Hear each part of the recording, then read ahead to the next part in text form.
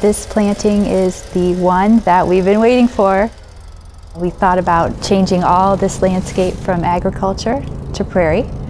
And with this planting, we will have done what we set out to do. So these are the last acres of the 8,000 acres that we set out to plant years ago. This is a big milestone for us, for sure.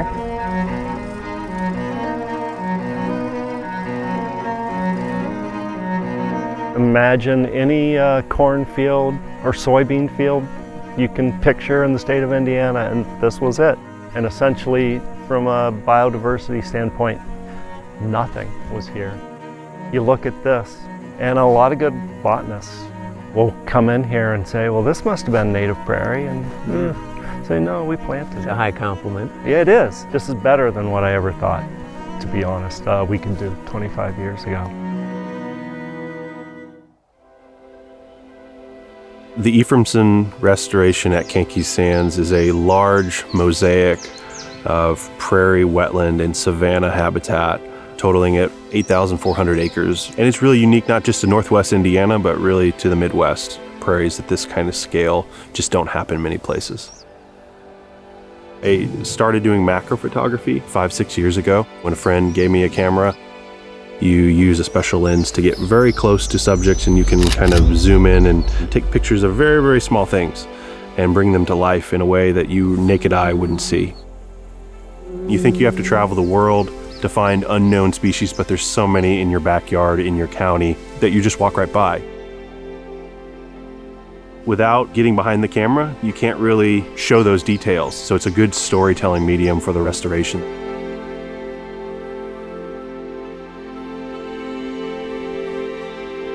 Very few people realize that right here in the Midwest is possibly the most endangered ecosystem on the planet, and that's the tallgrass prairie. 99.9% of it's been plowed under. There's 0.1% left on the landscape.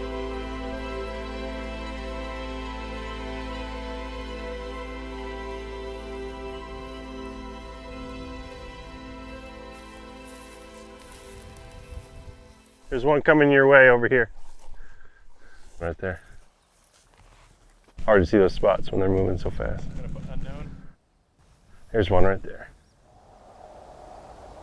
Fragmentation of habitat really affects a lot of different species. And here at Kankakee Sands, we have the regal fritillated butterfly is a great example of that. As the prairie has declined, so has the regal. In many states it's gone and hasn't been seen in decades. Here in Indiana, its stronghold is here in Newton County at the Kankakee Sands macro site. We're providing thousands of acres now, so that butterfly can then expand out again and reunite with other habitats and hopefully become more resilient in the future so that it can persist here in Indiana for a really long time. Conservation is opportunistic. All of a sudden, we had the ability to buy 8,000 contiguous acres of land that exactly stitched together these different key conservation areas that already existed. This was an opportunity that never again was going to be available in Indiana for sure. That land would get divided, it would just continue in row crops, and we never would have had a chance to do it. The conservation science led us to the answer that we have to do this. You've got to fly by the seat of your pants a little in conservation. You got to step out on a limb, take action now.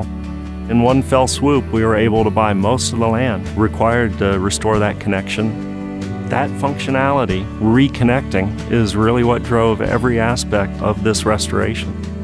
We've rebuilt a bit of the canvas to conserve some species that are barely hanging on in Indiana, or could we bring some of the species back? Liz is going to count the red-winged blackbirds, and then I will take note of everything else. And ready when you are. Bison were brought to Kankakee Sands in 2016. That wasn't part of the original plan of the prairie, but it makes a lot of sense. Bison are known from Indiana. There's a bison on the state seal. They belong here. We have the appropriate habitat. We have the scale needed to support bison, and that's an important milestone. Basically, this survey is used to see how the bison as grazers on the prairie are influencing grassland birds. We do this to just really compare, the different species and abundance of these grassland birds that we're seeing in grazed areas where the bison are versus areas that don't see any grazing. If we think about a prairie ecosystem, it is something that is disturbed. That would have historically been herds of thousands to millions of bison. Bison are a keystone species, and that is something that has always been here as part of the prairies and really contributes to the function of what a prairie ecosystem does. We need nature to kind of help nature. So getting bison back on the landscape really unlocked a lot of things that we as managers just can't replicate in our daily stewardship to keep moving the prairie forward. In terms of the management going forward, what will we be doing? So a lot of fire, of course, will happen. But then, that's what the bison are all about at this site, is doing our management for us. All the parts are here. We wanted to put every part back on the ground. What it is today isn't going to be what it is 25 years from now or 50 years. It's going to be the people who are coming after us who will further transform this and grow it from what it is today into what it's going to be next. The people, the commitment, the vision, the foresight, the application of science, all these things come together so that the sky is the limit.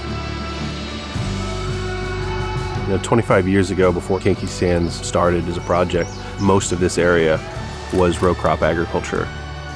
That process of going from a blank slate and building it up to this habitat that now harbors so many species that would not have been here had this prairie not been built.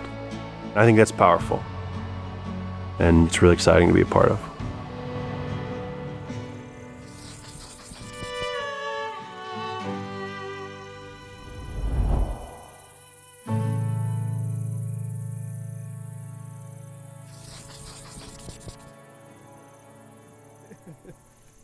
I guess I should make sure that one backwards. My name is Darwin Brock, and I work as a cave and karst specialist.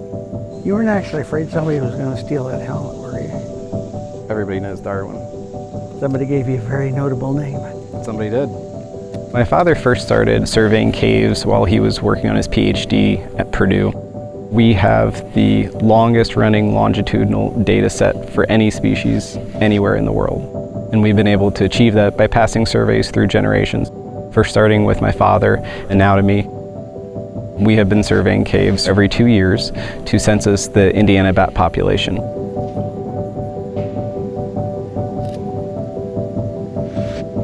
There's a number of different bats that are endangered. Indiana bats are one of those endangered species. There's only approximately 10 caves that hold about 95 or 98% of the species. One of those caves happens to be Jughole in Harrison County, Indiana, which during the last winter survey held approximately 25% of the population.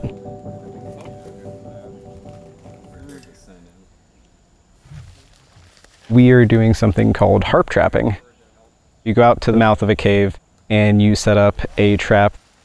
All along it, you have fishing line that is pulled tight enough that when the bats fly into it, they will not be harmed, but it will cause them to fall into a bag. We check their species, we age them, we sex them, we check their reproductive status.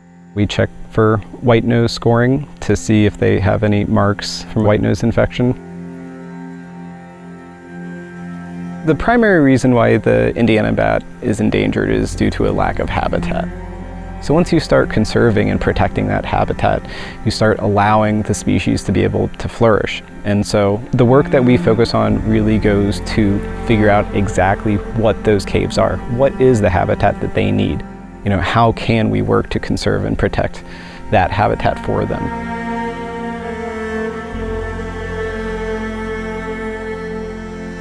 Bats are one of the most abundant mammals in the state, especially in forested areas. Indiana bats swarm over the countryside, eating insects. $23 billion worth of beneficial agricultural impact on the insects they consume.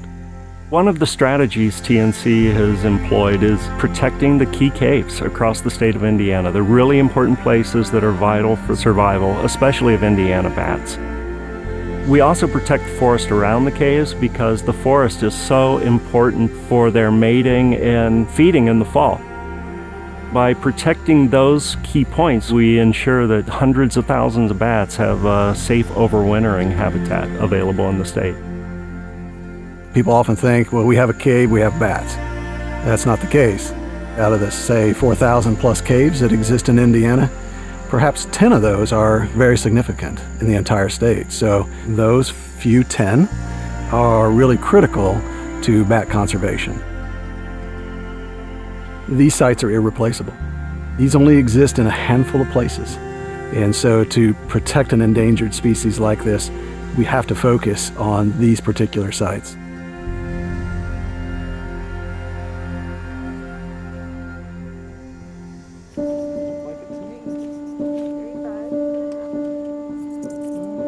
If we didn't work to study them, there's no way that we would be able to protect them. You have to understand where they're living during the summertime, where they're living in the wintertime. What type of habitat do they like? What type of habitat do they thrive in? How are we as humans able to coexist with them and provide for that so that they are able to continue to exist? We have to do this because unexpected things happen. Everyone knows about white nose syndrome coming in and affecting bat populations. We didn't see that coming, but it's here. If we can protect the sites that they use now, we build up a population that's more resilient to those kinds of unexpected catastrophic events. So our work is building resilience into the future for these animals. To think of the loss of these species that lived in this forest for millennia is a tragedy. They're struggling, and therefore we need to step up and do what we can to protect them.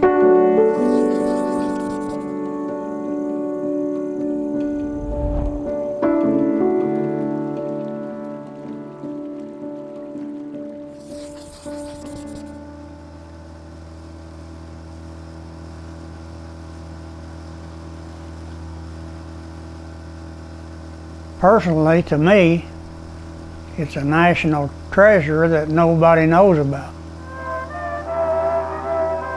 It's my identity. Pete Yidey, everybody knows Pete Yidey, he lives down there on the Wabash. He's out there in it every day. Oh, the moonlight fell tonight along the Wabash. Well, I've been fishing the Wabash for over 70 years. That's something I've enjoyed and can't give it up. Something that draws me to it. It's like a medication. Gets rid of my stress. Them old history and songs and people that talked about the Wabash. Back in the old day, I think it was recognized as a national treasure. We've lost all that. The Wabash River is Indiana's river. Communities have been built along the Wabash River. People have flocked to the Wabash River, and it's to the point that we're almost loving it to death. We're overusing it, and we are interacting with it so much that we are having a direct impact on the quality of water that's in the river. While the Wabash River provides drainage for many of our towns and cities, it also provides drainage for our agricultural lands. That water will often carry with it excess nutrients or sediment that deteriorate the water quality, impact our drinking water supply, and certainly impact the species that occur in the Wabash and many species that occur downstream all the way to the Gulf of Mexico. While no one has ever intended to lose nutrients or sediment off of their farmland, it's a process that does occur.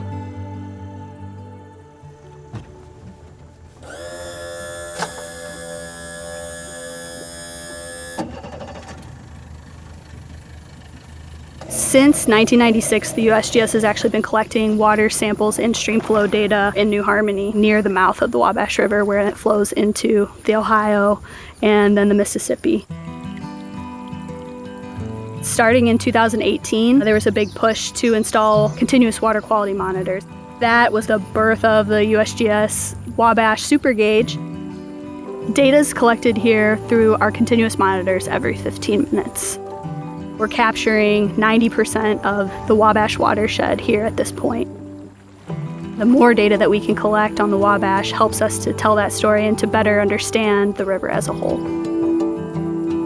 People want to make decisions based on good science. That's what led us to working with the partners to place the super gauge in the Wabash River in the lower end of it, so we could actually have real data, real time, to look at what the water quality actually is, not using models, not using random samples. The super gauge allows us to make good decisions going forward.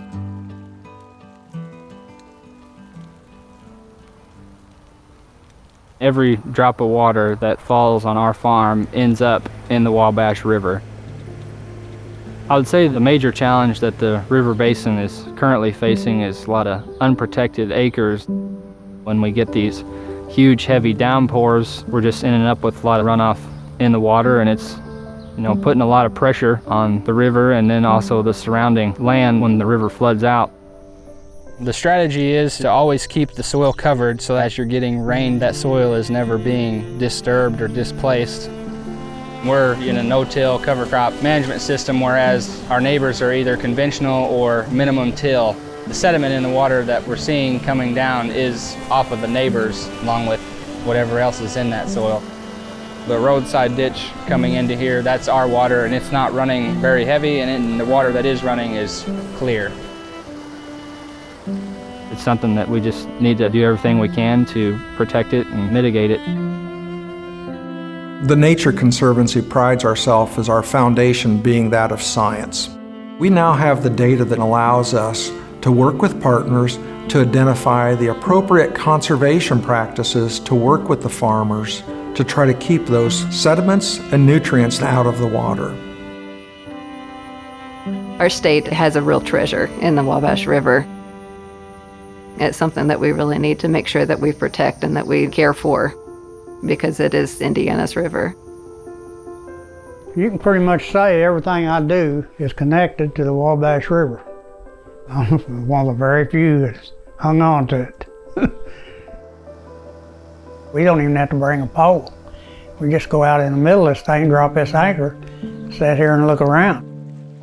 We don't have to catch anything. We just sit there and enjoy it. I mean, people go out west and look to Grand Canyon and this, that, and the other. To me, this Wabash is just as beautiful. We have to take care of it.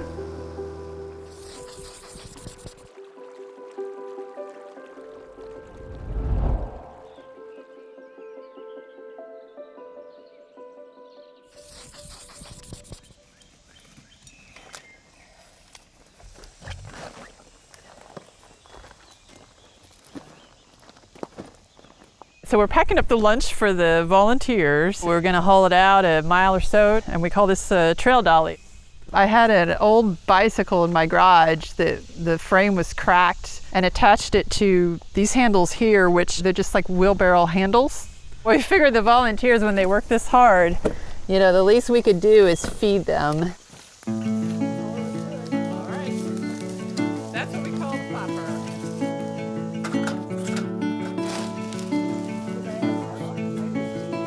My name is Cindy Leffelman. I live in Martinsville, Indiana with my partner Pete Banta, and both of us are active volunteers with the Nature Conservancy. Any trail has been important to me since about the age of 2 or 3 when I learned to walk. I have very early memories of seeing a trail and just wanting to walk it, and so I've always wanted to be outside.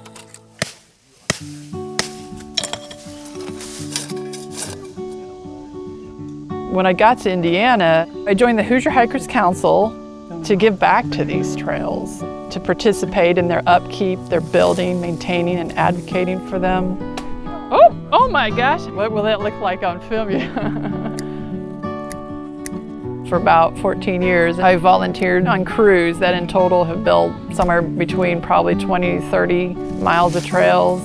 and about 6 to 7 miles of those have been in Nature Conservancy preserves. Do you believe these signs are from 2012? This one gets a little wobbly. We'll press that in a little bit so it doesn't fall over. It's pretty good. Trails are one avenue to actually get out and see the preserves, see the rare species that are being preserved.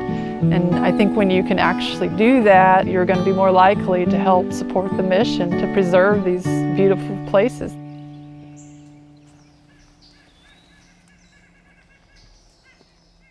Yeah, that's a nuthatch. And that's a hooded warbler over there. He just flew somewhere.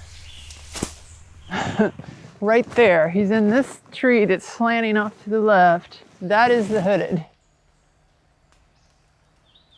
That's a good feeling when you finally get them. Yeah, it's very rewarding, isn't it? We're not necessarily here just to hike or just to bird or just to maintain the trail. We actually accomplish all three of those in the same activity. That's very typical for us in how we hike.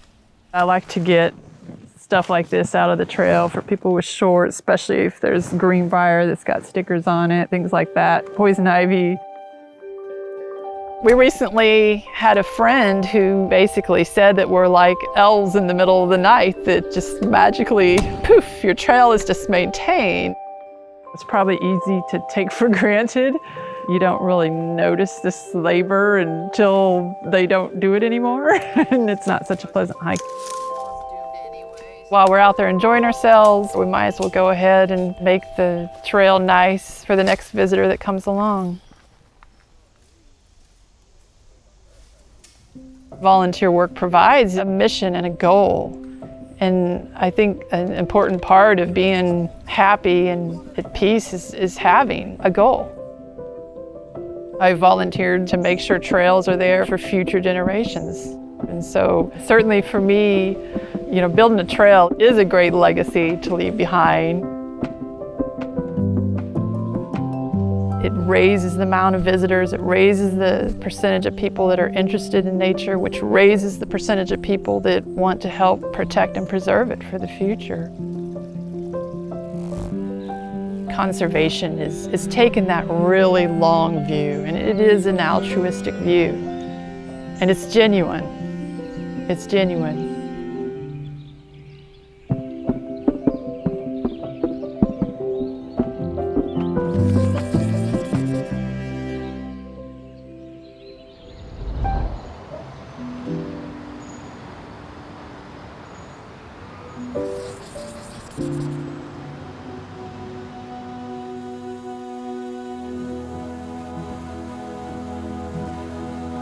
There's a lot of cultural connections to the monarch butterfly. You could really see that if you drive around the city of Chicago. You see that in murals, you see that in buildings, names of restaurants and things like that.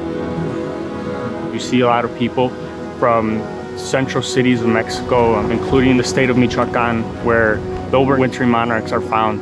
And so the monarch has always been part of that culture, part of that community.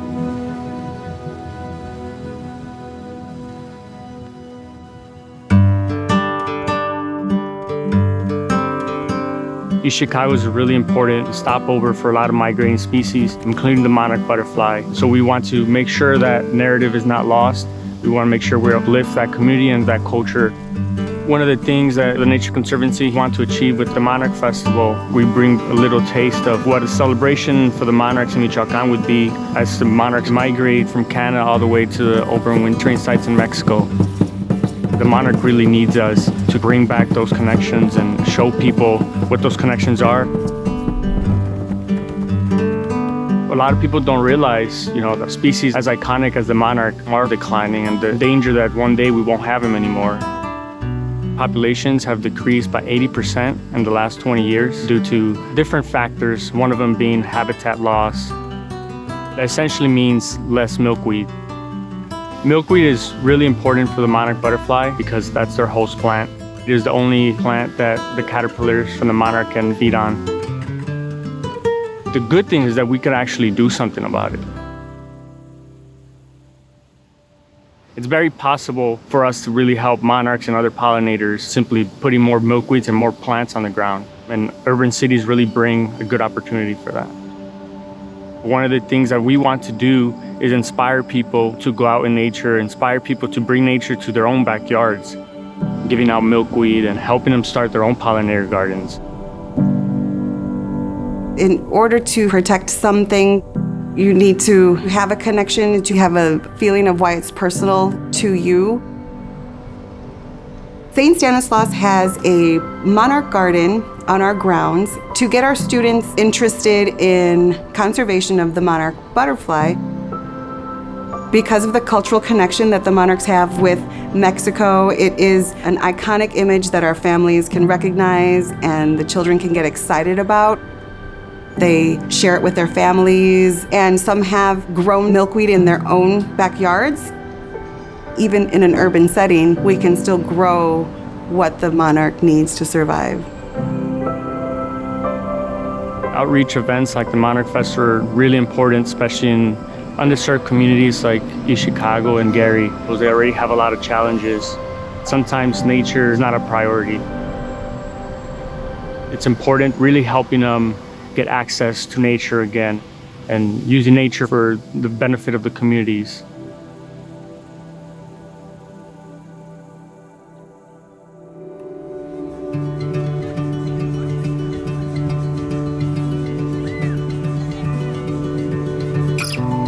It's important for us to do our part to conserve the monarch butterfly, not only for the environmental uplift that it brings to the world, but being a person of Mexican-American heritage, when we see a monarch, it reminds us of our strength.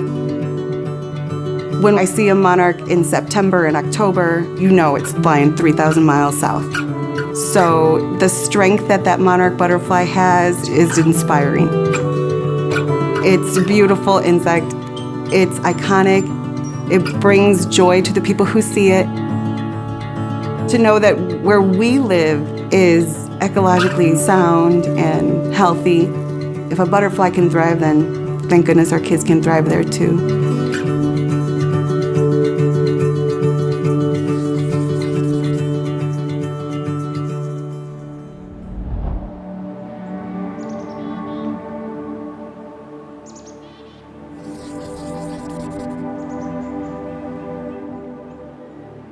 There's this special connection that you make when you actually handle a bird.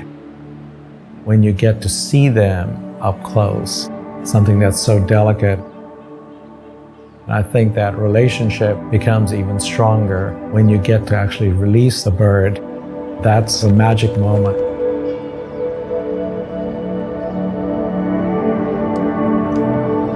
My students and I, we've been studying screaming warblers in southern Indiana since 2000. This bird is threatened. It is listed as state endangered in the state of Indiana. My students and I, we've been involved in the project to try and unravel why this particular species is declining. We've seen a tremendous decline in songbird populations throughout North America, and it's estimated close to about 3 billion birds we've lost in the last several decades. These species have evolved to inhabit specific types of habitat. This is their home, and they're totally dependent on the resources that these forested ecosystems provide.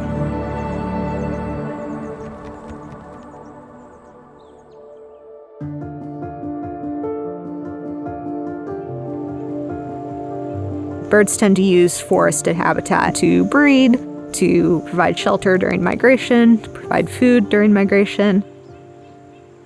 They're fun to watch, they're charismatic. But what a lot of people are just starting to realize now is that birds across North America in general have been declining in quite significant numbers. Most of this is due to habitat loss. Birds need places to live just like we do. When that habitat gets removed and their populations start to crash. Here in Indiana, we have abundant forests, but what is happening over time is these forests are maturing and becoming older. And with the lack of disturbance, we have a lack of age class diversity. There are certain birds that rely on young forests. There are certain birds that rely on old mature forest. And there's also generalists that need diversity throughout the forest. So without science-based forest management, we're going to continue to see a population decline in quite a few species of birds.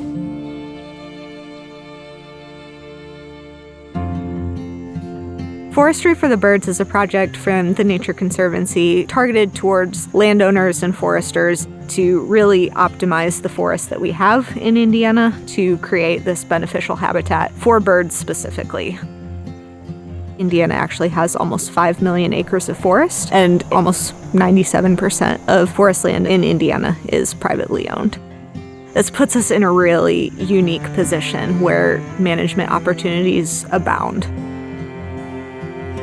My wife and I own property here in Brown County. We have about 160 acres here total. We've done a lot of tree planting. We have some area where we've done some controlled burns. We've done a lot of selective harvesting. If we can get the whole range of forest age and types, that would support all the various bird species. The motivation is just to do what's right for the environment.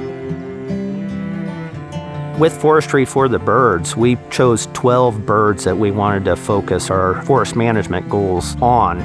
Many of these birds are indicators of forest health and forest diversity. By focusing on birds as indicators of a forest health, we can benefit both birds and the ecosystem as a whole. People in Indiana can really help benefit the birds in their backyards, which can translate on a large scale to benefiting birds in North America as a whole, and hopefully help mitigate population losses and even bring some of our birds back.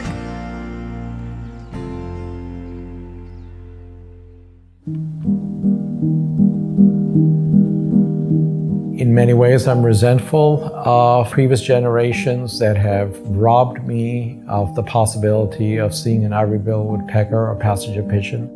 And I certainly would not want to be the generation that didn't do anything and we actually saw species just slip through our fingers and become extinct. The beauty that I get from this particular bird, I want to make sure that that's something that's available for future generations to also observe in the field.